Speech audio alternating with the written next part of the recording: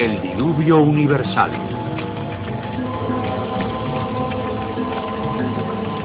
¿Cómo comenzamos? ¿Dónde surgió la civilización? Los expertos han ofrecido muchas teorías basadas en lo que observan. ¿Pero realmente lo sabemos? De vez en cuando aparecen pruebas que contradicen completamente todas las teorías. En la congelada tierra de lo que queda de Siberia, se han encontrado especies perdidas de animales como el gigante mamut, desaparecido completamente por un repentino cataclismo global. Se han encontrado mapas antiguos que muestran el continente de la Antártida siglos antes de que la descubriéramos. Este mapa, que es de hace siglos, representa la verdadera configuración de la Tierra de Queen Maud, que se encuentra aproximadamente bajo 1 kilómetro de hielo, y su verdadera configuración no se supo hasta 1949. Hace un siglo que un arqueólogo concluyó que la ciudad antigua de Tiwanaku, en Bolivia, era un observatorio estelar alineado con el Sol y las estrellas. A partir de ahí, calculó que su edad sería de unos 17.000 años. Su tesis fue ridiculizada hasta hace poco tiempo. La única corrección que haría es que ahora tenemos mejores medidas astronómicas debido a los satélites y ordenadores. Y supondría que la fecha debe ser de hace unos 12.000 años. Pero, aún así, convierte a Tiwanaku en la ciudad conocida más antigua sobre la faz de la Tierra. Los geólogos descubrieron que la gran esfinge de Egipto ha sufrido una erosión durante siglos de incesantes e intensas lluvias. Dichas lluvias solo pueden haber ocurrido miles de años antes de los faraones. ¿Se construyó la esfinge mucho antes del comienzo de la civilización? La cuestión que aquí se plantea es toda la historia de la civilización. Puede que no haya transcurrido directamente desde el estúpido hombre de las cavernas hasta el más inteligente de nosotros, con nuestras bombas de hidrógeno y nuestra pasta de dientes de rayas.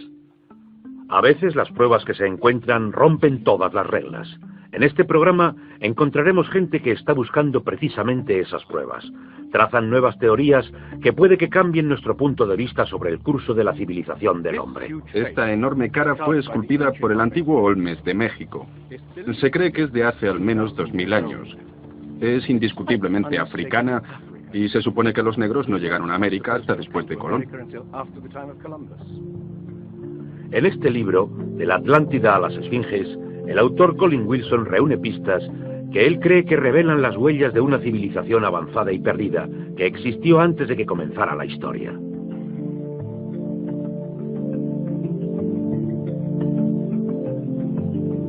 El filósofo griego Platón describió dicha civilización destruida por un enorme cataclismo y de la que le hablaron sacerdotes egipcios. Él la llamó Atlántida.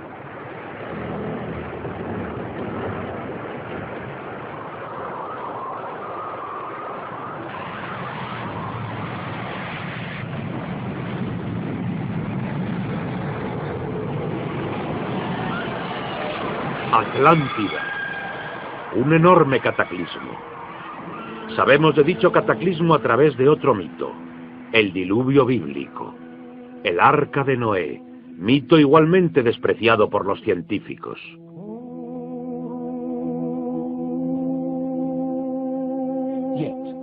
Aun cuando rechazan el diluvio bíblico y el Arca de Noé como una fábula, los científicos están ignorando el hecho de que a lo largo de todo el mundo hay cientos de mitos sobre el diluvio, aparte del de Mesopotamia o del hebreo, que cuentan la misma historia del desastre mundial que prácticamente eliminó a la humanidad antes de la historia escrita.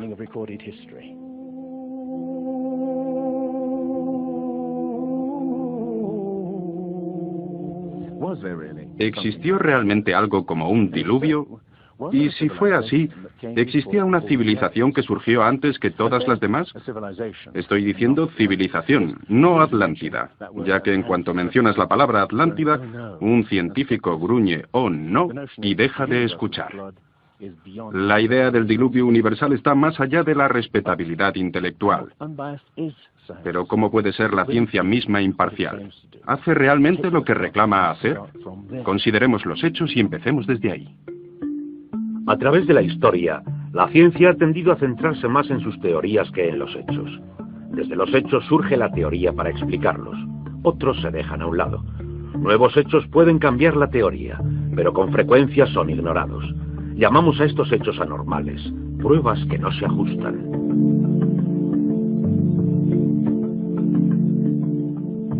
En su controvertido libro La arqueología prohibida, los científicos Thompson y Cremo muestran qué pasa con las pruebas que contradicen las reglas. En los últimos 150 años, estos arqueólogos y antropólogos han descubierto muchas pruebas, literalmente, a la vez que excavaban. Básicamente lo que encuentras es algo que nosotros llamamos un filtro del conocimiento. Esto es una característica fundamental de la ciencia y de la naturaleza humana. La gente tiende a filtrar quitando las cosas que no se adecúan.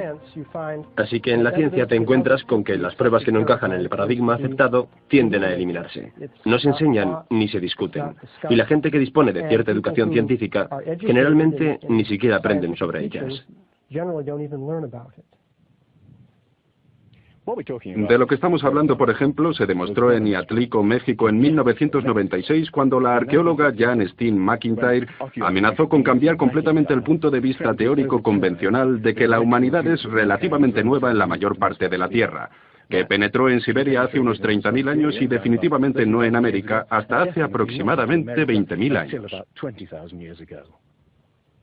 En México, Jan Steen McIntyre descubrió herramientas de piedra y huesos humanos que fueron fechados mediante diferentes test científicos. Pensamos que teníamos un yacimiento antiguo. Esto fue en el 66 y pensamos que quizás eran de hace 20.000 años. Cuando finalmente teníamos las fechas, resultó que era de hacía 250.000 años. A decir verdad, hubiera sido feliz con la fecha de 20.000 años de antigüedad. Habría hecho mi carrera. Por aquel entonces era bastante naif y pensé, perfecto, me voy a quedar con estas fechas. Tenemos la información, tenemos los hechos. Expongamos los hechos y partamos de ahí. No me di cuenta de que arruinaría mi carrera. Se le han obstaculizado todas sus oportunidades profesionales desde entonces. Se cerró el yacimiento y le fue denegado el permiso para futuras investigaciones. Permanentemente. E incluso a principios de año, después de 3 décadas, los arqueólogos descubrieron huellas de humanos en Siberia de hace 300.000 años, fecha que Jan Steen McIntyre no considera improbable después de todo. No es necesariamente una conspiración deliberada en el sentido de que un grupo de personas se reúnen en un cuarto de fumar y deciden, vamos a engañar a la gente. Es algo que sucede automáticamente dentro de la comunidad científica. Cuando una prueba dada discrepa con la teoría predominante, entonces automáticamente se deja de hablar de ella.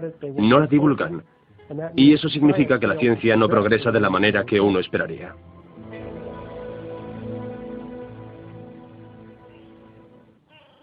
¿Están pasando por alto los científicos pruebas del pasado que hemos olvidado? ¿Pueden ser verdad los mitos que nos cuentan de que hubo una civilización en este planeta que se perdió miles de años antes de la historia escrita? Un grupo de investigadores nuevos está buscando precisamente las anomalías que la ciencia tiende a desechar. Se hacen preguntas que puede que cambien nuestro punto de vista sobre el curso de la humanidad. El fuerte Inca de Sacsayhuamán, de edad indeterminada y construido por gentes que no utilizaban herramientas de metal pesado ni cemento, ni conocían la polea, la rueda o la grúa.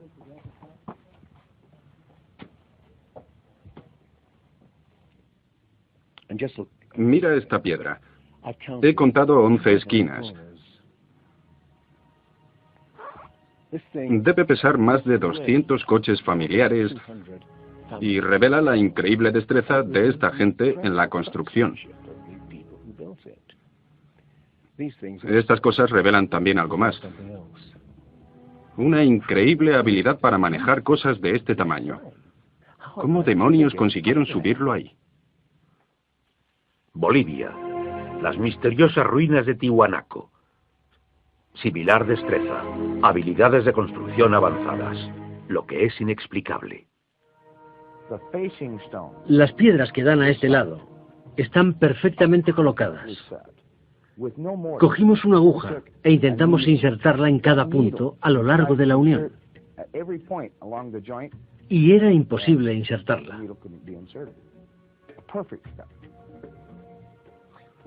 Cuando los conquistadores españoles preguntaron a los incas si habían construido el Tiwanaku, dijeron, no, no lo construimos. Estaba construido hace miles de años. Las pruebas muestran que fue construido por una civilización avanzada. Un descubrimiento al azar revela lo avanzados que seguramente habían sido. Los bloques de la construcción de Tiwanaku no están unidos con cemento.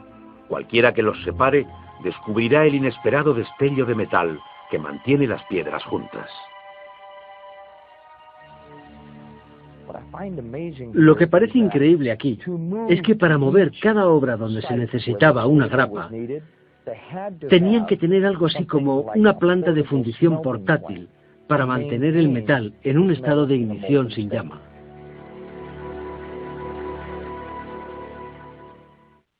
Y aquí hay un uso similar de las abrazaderas de metal y piedras unidas perfectamente, como esta en forma de L, con la misma ingenuidad. ¿Perú? No.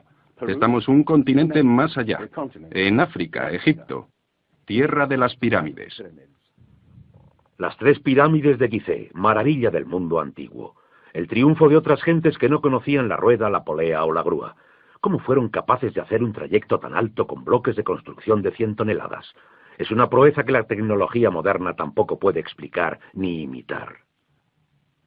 Soy ingeniero y puedo decirte que subir tan alto bloques de este tamaño requiere una grúa especial.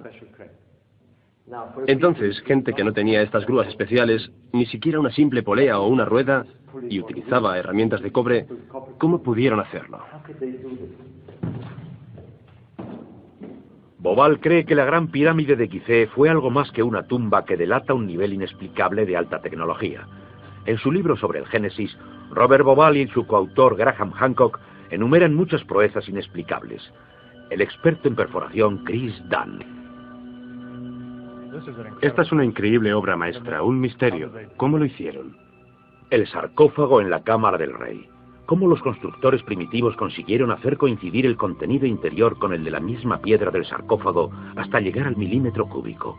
Una proeza que requiere un conocimiento sofisticado de física, un misterio como la perforación misma. La manera típica de hacerlo primitivamente sería con un taladro de arco. Deslizarían la herramienta dentro de la pieza utilizando arena o diamantes. Para mí esto llevaría mucho tiempo, demasiados años para hacerlo. Entonces permíteme que te pregunte, ¿cómo crees que lo hicieron? Creo que tenían que utilizar algún tipo de herramienta eléctrica. Hoy día, si fuéramos a taladrar esto, introduciríamos el taladrador en el granito a una velocidad de 2/10.000 de milímetro por revolución del taladrador. Ellos introducían bastante más rápido que eso. ¿Más rápido? Investigadores como Chris Dunn se preguntan sobre el propósito de este instrumento en un fresco escondido. ¿Taladradores eléctricos? Parece una conclusión precipitada. Todavía rastros de taladradores de alta velocidad presentan misterios sin resolver. Ahora fíjate en esto. El increíble trabajo de precisión. La suavidad total de estos muros en la tumba destinada a toros sagrados. Y que prueba el tremendo nivel de destreza de estas gentes. Pero, por supuesto, esto se podría explicar con cientos de hombres puliendo durante 10 años. Pero, ¿qué me dices de un misterio de verdad? El misterio de los jarrones egipcios. No como este jarrón de cerámica que acabo de comprar, sino de los hechos de alabastro, basalto, incluso diorita, que es la piedra más dura de todas ellas. El misterio es este. Es suficientemente fácil ver cómo puedes agujerearlo taladrando completamente hasta dentro. Pero, ¿qué me dices de estas piezas alrededor de las esquinas? La tecnología moderna es incapaz de hacerlo. Y, sin embargo, los antiguos egipcios diseñaron miles de estas, algunas de ellas 2000 años antes de la civilización que se supone nació aquí. ¿Cómo? El misterio está todavía sin explicar. Inexplicable. ¿Cómo pudieron los constructores alinear las gigantescas pirámides impecablemente hacia la dirección de los puntos cardinales? Perfectamente este-oeste y norte-sur, con una precisión no igualada por los constructores modernos. La Gran Pirámide parece ser un modelo matemático del hemisferio norte e incorpora un valor trascendental del pi del radio del diámetro de la esfera a sus circunferencias y un concepto superior de las matemáticas.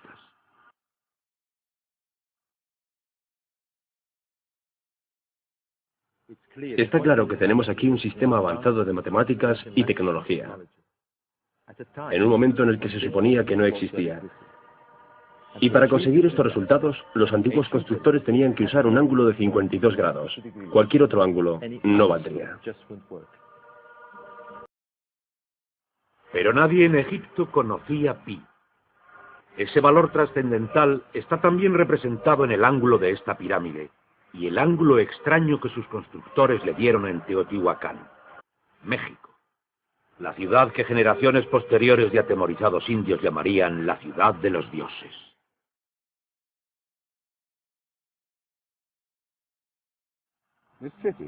Esta ciudad fue más grande que el Imperio Romano. Lo que estamos viendo es una serie de cuencos que se llenaban de agua, cuya superficie suave y como un espejo reflejaba los cielos, y su murmullo servía también como avisador de terremotos. Estos templos en el lado opuesto se cree que representan cuerpos celestiales. Una cosa está clara: todo este lugar parece tener un tipo de obsesión con la astronomía y la eternidad.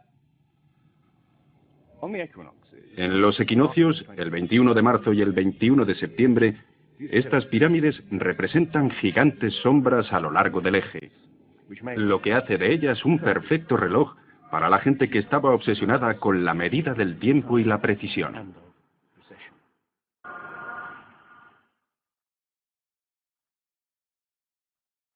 Como vinculadas por alguna fuente común, las civilizaciones antiguas alrededor del mundo dejan ver un sofisticado conocimiento de los cielos, lo que todavía tiene que explicarse.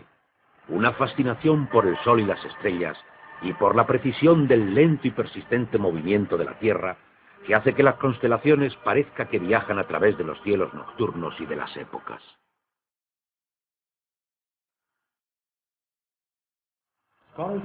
Los estudiosos afirman que los antiguos egipcios no tenían un gran conocimiento de astronomía, pero aquí se ve claramente su fascinación y conocimiento sofisticado del cielo. Mira las constelaciones del zodiaco: Leo, Tauro, Piscis, y aquí la constelación de Orión. Los antiguos egipcios vieron la constelación de Orión como su dios Osiris, señor de la muerte, los cielos nocturnos y el más allá. Bobal encontró pruebas del dios en todas las pirámides de Gizeh.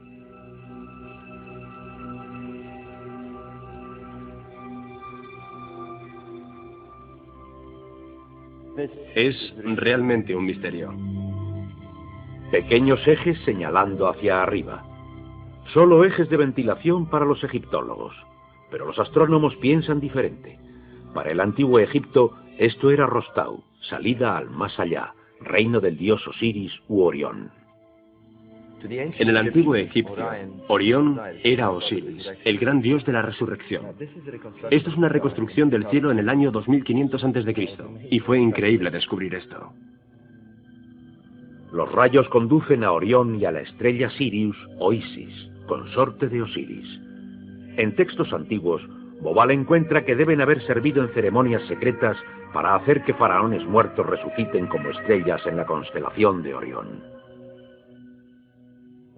Uno de estos textos dice: «Oh rey que viajas por los serpenteantes canales de la Vía Láctea, al lugar donde Osiris reside». Bobal cree que Osiris tenía importancia tan crucial para los constructores que construyeron las pirámides de Gizeh, exactamente como las 3 estrellas en el cinturón de Orión. Aunque parezca increíble, esa correlación fue solo el principio. Descubrió que los antepasados habían dado nombres de estrellas a otras 2 pirámides contemporáneas cerca de allí. Miró entonces el desgastado plano y se quedó anonadado. La constelación de Orión, el dios Osiris, estaba colocada en la misma posición en el cielo que en la tierra. México, donde Teotihuacán presenta otro paralelismo. La leyenda llama a esta la ciudad de los dioses y sugiere su propósito de transformar a los hombres en seres celestiales. Como en Egipto con las pirámides de Giza, Los mitos hablan de su significado como reencarnación en las estrellas. Este es el secreto de Teotihuacán.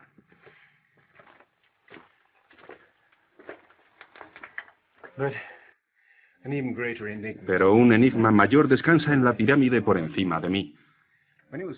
Cuando se excavó por primera vez en 1906, descubrieron una enorme hoja de mica. Ahora sabemos que la mica se utiliza en aislamientos eléctricos. No tenemos ni idea para qué querían utilizarla.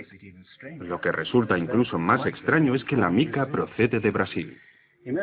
¿Te imaginas el problema de mover una pieza de mica de 30 metros cuadrados hace 2000 años? ¿Cómo? ¿Y con qué propósito? No tenemos ni idea. Tiwanaku, Bolivia. Otra cultura perdida que delata la misma fascinación por el sol y las estrellas. Hace cientos de años, el arqueólogo Poznański observó que el primer día de primavera el sol salía exactamente por el centro del templo. Era el principio de un importante descubrimiento. Poznański descubrió que construyeron este templo como un observatorio. Un enorme reloj para medir la progresión del sol. Y podemos utilizar estos alineamientos astronómicos para fechar el lugar. A lo largo del año el sol sale por diferentes puntos del horizonte. En el primer día de primavera, un observador podría ver al sol exactamente en el centro. Al estudiar el complejo trazado de Poznański, se deduce que en el primer día de invierno o de verano el sol saldría por encima de las esquinas de las piedras. Pero no era así. Los arqueólogos hoy día dicen que es simplemente porque los constructores cometieron un error de construcción.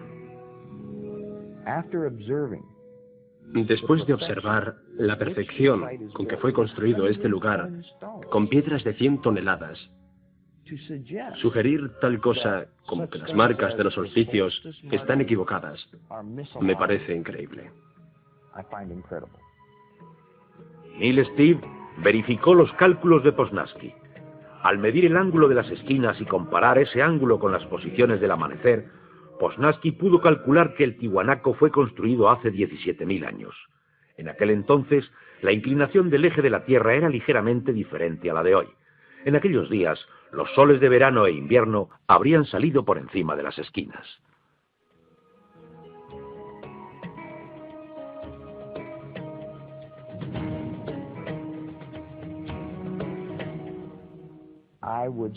Sospecharía que la fecha sería de hace unos 12.000 años. Y eso debería plantear a cada uno de nosotros un montón de preguntas sobre el origen de la civilización.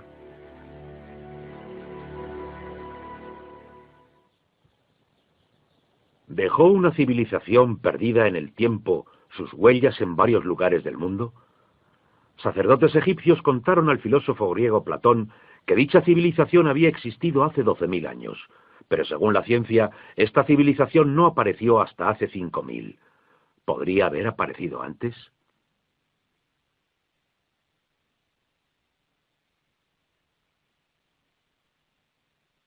El investigador John West descubrió en Egipto que la esfinge de Gizeh no sufrió la erosión de la misma manera que sus alrededores, erosionados por arena y vientos del desierto. Al contrario, la esfinge presenta marcas de erosión redondeadas, ondulantes. No hay que ser geólogo para mirar y ver quién puede ser responsable de ese tipo de erosión. Solo agua vertida a mares por encima de los muros del recinto podría haber producido esos contornos redondos.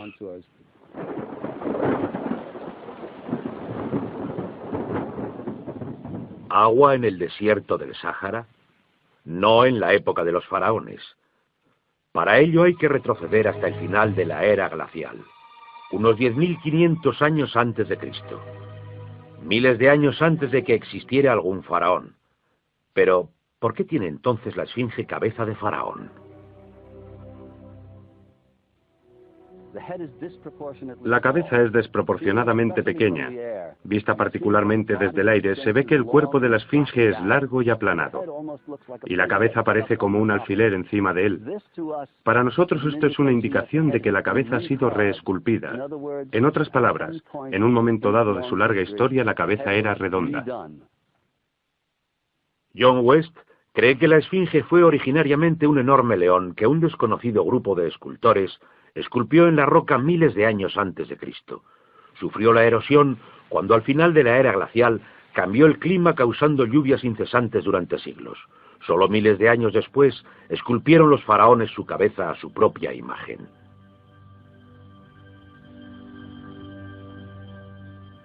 ¿Es la Esfinge 2 veces más antigua de lo que pensábamos hasta ahora? Los egiptólogos ridiculizan esta teoría, pero los geólogos se limitan a decir que los hechos están ahí. Más extraño aún, según Robert Bauval, las pruebas astronómicas sugieren que las pirámides de Gizeh parecen todas ellas apuntar a esta increíble antigüedad. El trazado de Gizeh coincide misteriosamente con la posición de Orión en el año 10.500 a.C., cuando la Esfinge parecía un león, su propia imagen en los cielos. Cuando Orión empezó una lenta ascendencia a través de las épocas señalando una nueva era. El ajuste de Orión a esa fecha distante corresponde precisamente con las 3 pirámides pequeñas detrás de las mismas pirámides. Y hay otros muchos hechos sorprendentes que proporciona la astronomía.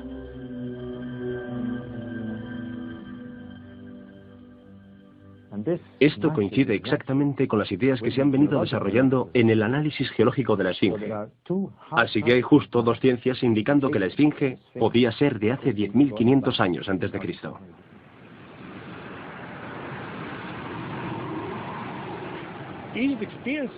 Egipto sufrió importantes y dramáticos cambios al final de la era glacial, particularmente alrededor del 10.500 a.C., cuando unas inmensas e increíbles inundaciones cubrieron toda la llanura. Terminaron tanto con el valle del Nilo como con el delta en general. 10.500 años antes de Cristo, época de inundaciones. ¿Podrían los diseñadores de Gizeh señalar esa distancia en el tiempo? La época en que el mito cuenta que el dios Osiris y sus ayudantes ascendieron del caos para traer los primeros frutos de la civilización. ¿De dónde venían?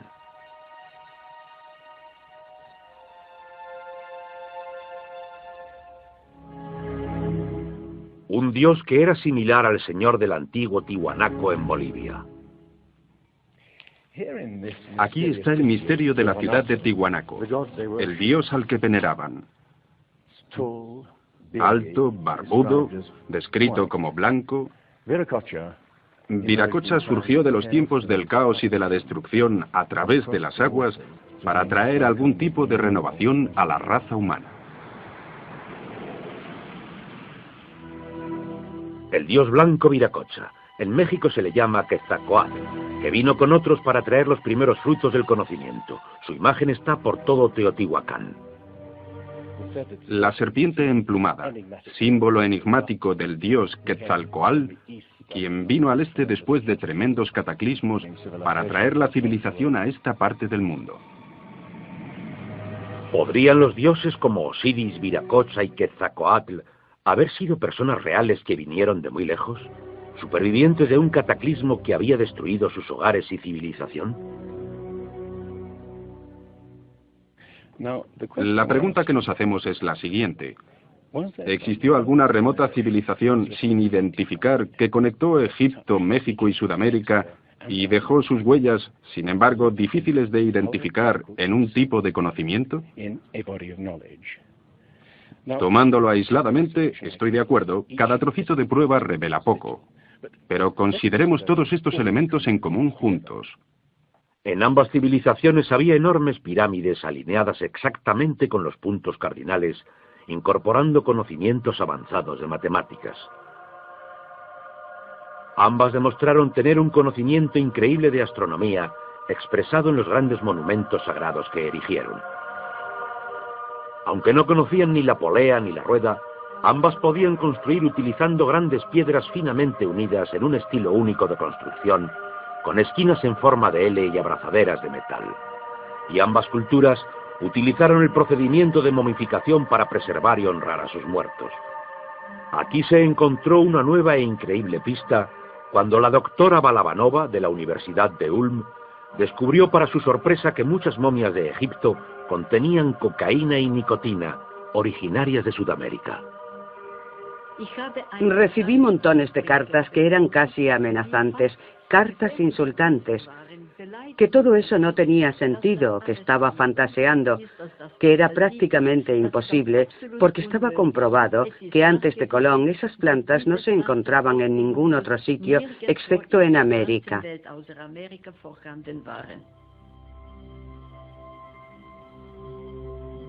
Pero su investigación se repitió en cientos de momias y pudo comprobarse sin ninguna duda. ¿Pudieron en verdad en un pasado lejano cruzar los mares e influir en las culturas de ambos lados del Atlántico? La idea es incluso sugerente por lo que no está aquí. México, antigua cultura de los mayas.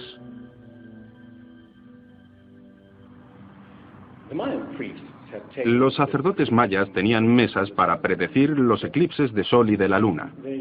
Pero hay algo muy raro sobre los mayas. Nunca comprendieron el principio básico de la rueda. Fueron capaces de visualizar la eternidad como ninguna otra cultura anterior. Pudieron pensar en millones de años y sin embargo nunca aprendieron a pesar un saco de grano. Sofisticada civilización que al final murió porque no supieron desarrollar métodos agrícolas sencillos para poder alimentar a sus propias gentes. Lo que estoy sugiriendo ¿es posible que sencillamente heredaran una parte específica de sus conocimientos de una civilización más antigua y sabia? Conexiones. A veces las pruebas están ahí para que las veamos todos. El antiguo Olmes en México les puso a sus gobernantes la cara de un africano. ¿Y qué me dices de esto esculpido por estos mismos Olmes? Es genéticamente imposible para los indios tener barba. Y tienes esta cara de un blanco caucasiano esculpida hace 2000 años, antes de que los españoles llegaran por primera vez al Nuevo Mundo.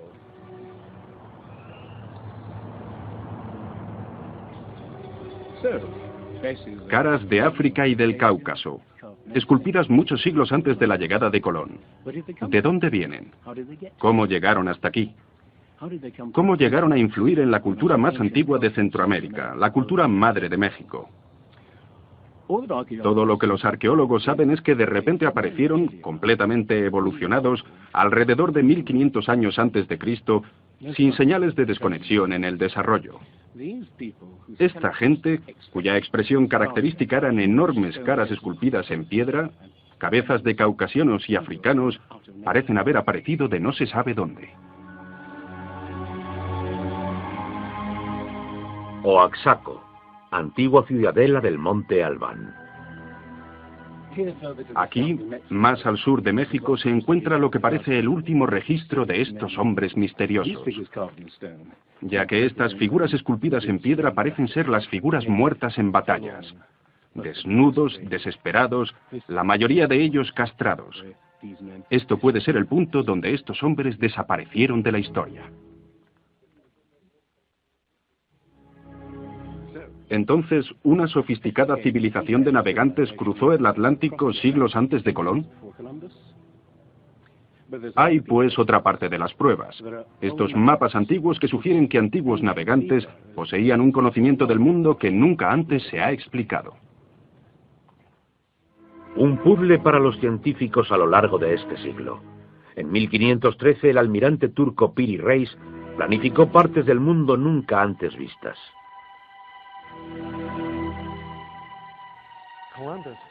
Colón exploró las zonas del Caribe. No hizo el recorrido desde Sudamérica hasta la Antártida.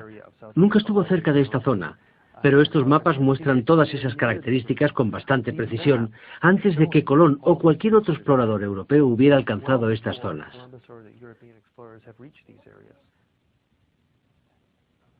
Este mapa, que es de hace siglos, representa la verdadera configuración de la Tierra de Queen Maud, que se encuentra aproximadamente bajo 1 kilómetro de hielo, y su verdadera configuración no se supo hasta 1949. Inexplicable. Durante tiempo han considerado la extraña proyección utilizada. Se encontró semejanza a la utilizada en un submarino nuclear moderno que mide el mundo a medida que se mueve desde el centro de donde parte. En este caso el centro era Siene, Egipto, cuna de antiguos cartógrafos. Lo único que el mapa parece distorsionado, pero muestra con bastante exactitud esta parte del mundo. Y hay más.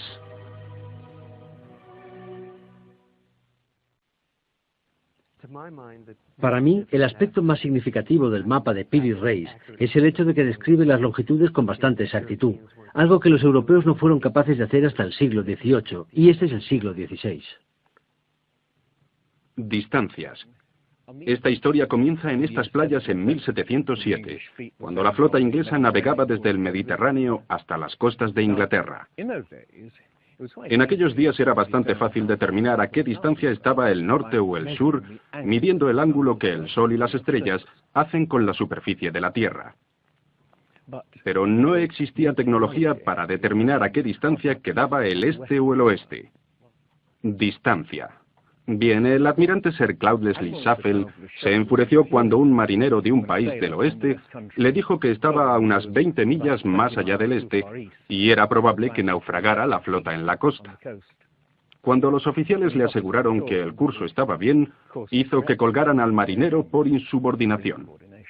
En sus últimos momentos de muerte, debió haber deseado no haberlo hecho.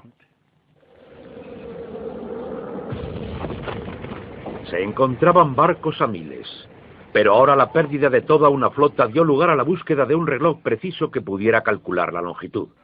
Pasarían 2 generaciones antes de que finalmente se creara. Aún así, el mapa de Peary Reis era 250 años más antiguo, mostrando ya conocimiento de las distancias.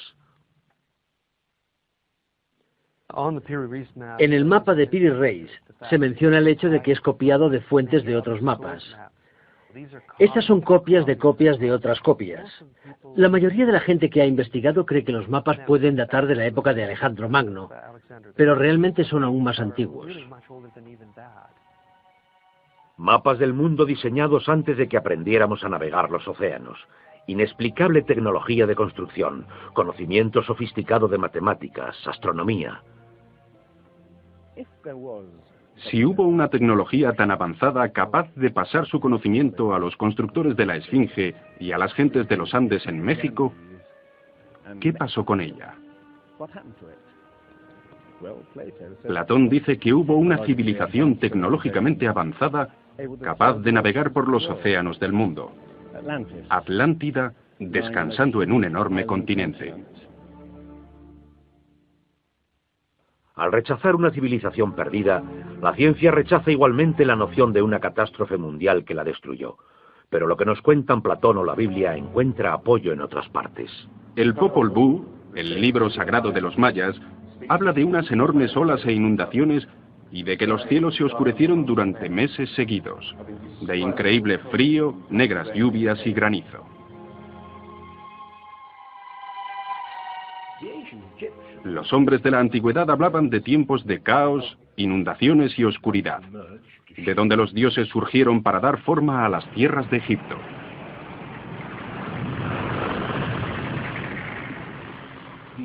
El disco solar de los aztecas habla de 4 ciclos de destrucción: inundaciones, fuegos, vientos y sangre de las guerras. Y de prever el fin del mundo a consecuencia de grandes movimientos de las entrañas de la Tierra.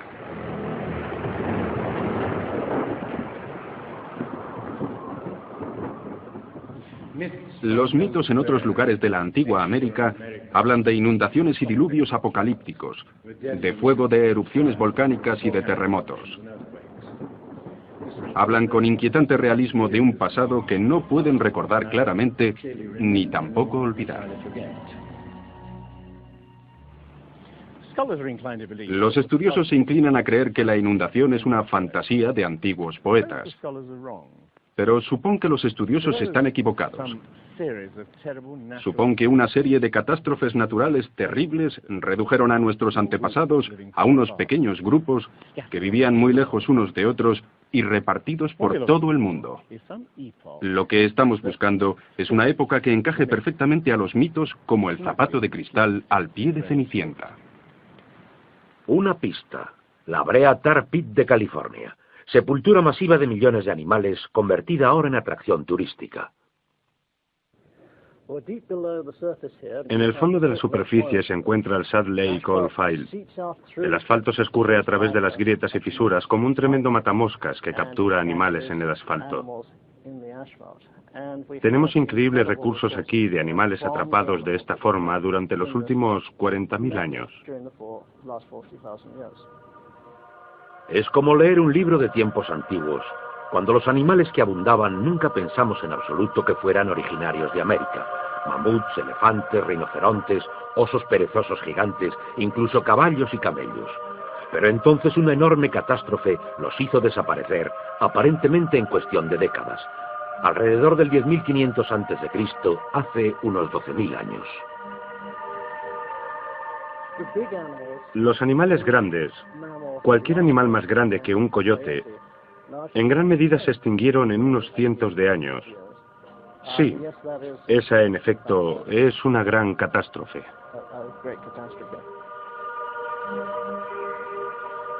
La prueba de una catástrofe. La edad del hielo. Hace unos 12.000 años. Las temperaturas que habían permanecido relativamente estables durante miles de años, de repente subieron muchísimo. Un asombroso aumento de más de 5 grados en un período de 3 a 10 años solamente. Este es el increíble descubrimiento de los científicos que perforaron en la capa de hielo de Groenlandia para investigar los cambios atmosféricos.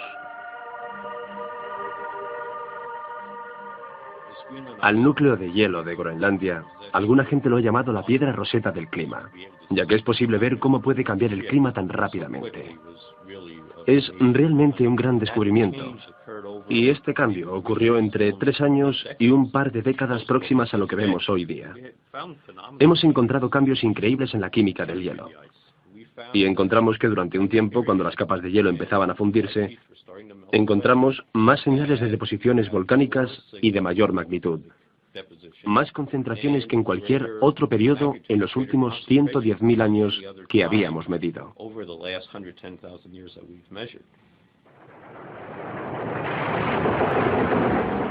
Movimientos volcánicos sin precedentes acompañados de cambios bruscos de temperatura y enormes inundaciones. Capas de hielo de más de 1 milla de espesor se derritieron en décadas. El nivel del mar subió hasta por encima de los 1.500 metros. Aparecieron mares donde había habido tierra. Se podía caminar desde Gran Bretaña a Escandinavia en un tiempo en el que la revolución climática dio forma al Mar del Norte. Fueron tiempos en que grandes inundaciones cubrieron las planicies de Norteamérica. Por eso ese esqueleto de ballenas fue encontrado en Michigan. Un tiempo de cataclismo al final de la edad de hielo que puede que se ajuste a los mitos. Solo en el Nuevo Mundo, alrededor de 70 clases de animales se extinguieron. Mamuts, osos perezosos gigantes, camellos, caballos. Lo pondré en perspectiva. En los 200.000 años anteriores, menos de 1/3 parte de ese número desapareció para siempre. Y el mismo modelo extraordinario de extinción se repitió en Europa y Asia. En Siberia y en Alaska se encontraron masas de huesos de millones de animales que perecieron en un cataclismo. El mamut gigante no fue víctima de los cazadores prehistóricos, sino de una catástrofe natural. A finales del siglo, cazadores siberianos se tropezaron con el cadáver de un enorme animal.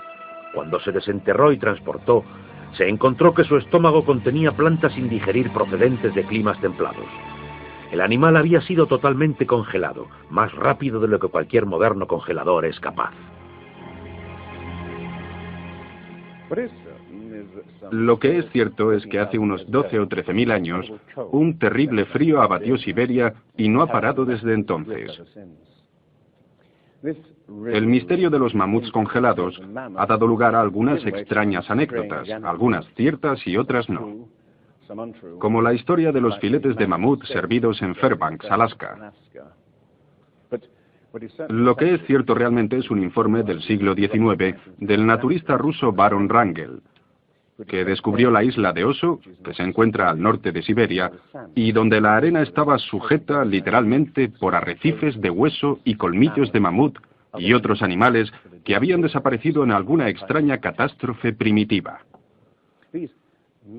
La extinción masiva, la tremenda actividad volcánica, la rapidez con que se derritió el hielo, parece sugerir que tuvo lugar una increíble revolución del clima hace 12.000 años. Parecen existir algunos factores, pero no sabemos exactamente cuáles.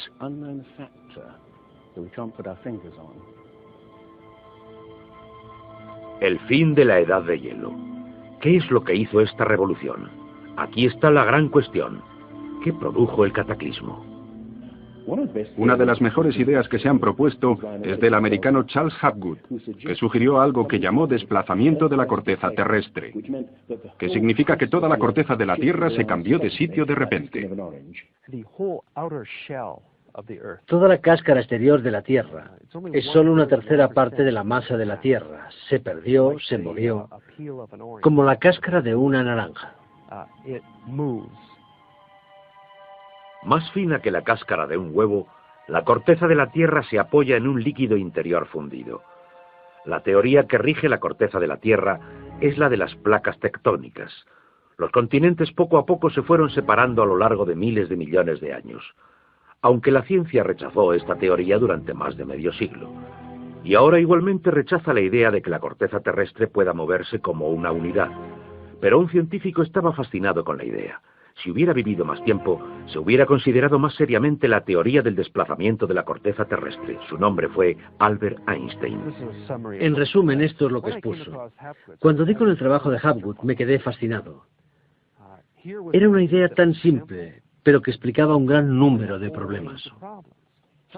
Hapgood tenía la teoría. La cuestión era cuál era el mecanismo que ponía la enorme cosa en movimiento.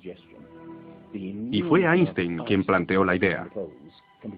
La enorme cantidad de hielo acumulado alrededor de los polos pudo hacerse de 3 kilómetros de grueso. Hielo que se extendió hasta el centro de América. Estos incontables billones de toneladas de hielo, si se formaron de forma desequilibrada, podrían haber causado que toda la Tierra vibrara como una rueda con un gigantesco peso colocado en su borde. Esta vibración, de hecho, sería suficiente para causar ese cambio de la corteza terrestre. Hace 55.000 años, el Polo Norte estaba colocado cerca de Europa, pero de repente se desplazó a Hudson Bay, en Canadá. Alrededor de 12.500 años antes de Cristo, lo hizo de nuevo hasta donde se encuentra ahora.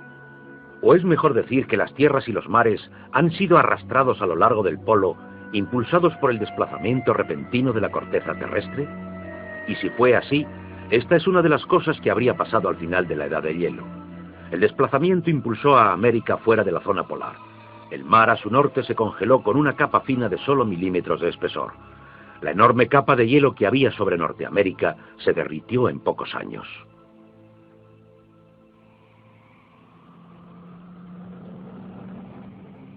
Lo que es interesante sobre la teoría de Hapgood-Einstein es que también explica bastante bien algunos otros mitos, bastante ajenos al mito del diluvio.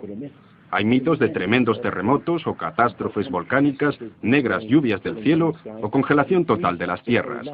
Y puedes comprobar que el punto de esto es que precisamente lo que pudo haber pasado es que la corteza terrestre se desplazó. Con bastante rapidez, zonas que habían sido anteriormente de frío cambiarían a zonas de calor. Cosas como mamuts congelados en un segundo en Siberia. Especies enteras desaparecerían completamente. Si el desplazamiento de la corteza terrestre causó el diluvio que destruyó una civilización, ¿dónde estaba esa civilización?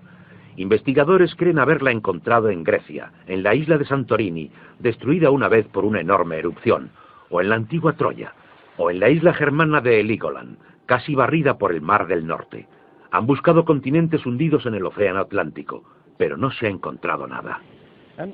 Y es exactamente este problema lo que ha echado por tierra la Atlántida de Platón como una proposición seria para serios estudiosos. Oceanógrafos han cartografiado los suelos submarinos y simplemente no existe ningún continente perdido. ¿O sí lo hay?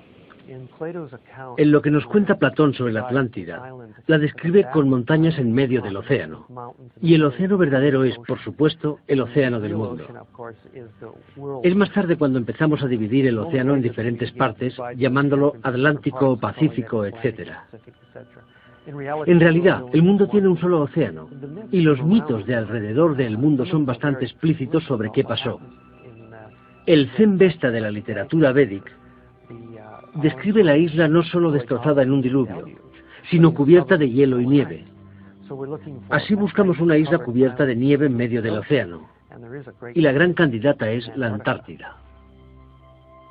Si el Polo Norte se desplaza, también lo hace el Polo Sur. Flemeth cree que hace 12.000 años parte de la Antártida se encontraba en zonas templadas y podía haber albergado una civilización cuando el continente desapareció por el peso del polo. Es la explicación que encuentra a los mapas que muestran partes de la Antártida según están colocadas bajo el hielo. El almirante turco Piri Reis demuestra tener conocimientos de la Antártida que no debería haber tenido.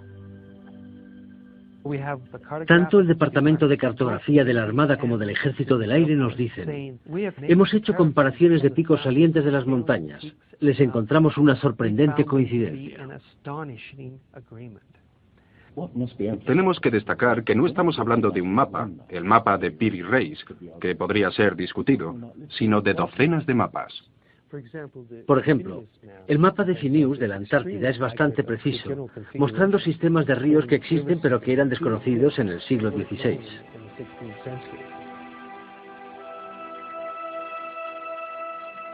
No se descubrió la Antártida hasta aproximadamente el año 1800.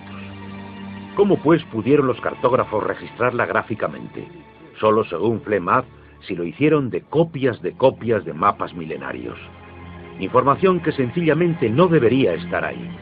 Hace solo unos 25 años que sabemos que debajo de la capa de hielo de la Antártida existen algunas islas, un continente, un mar congelado entre ambas. Sin embargo, la información estaba ya en este mapa.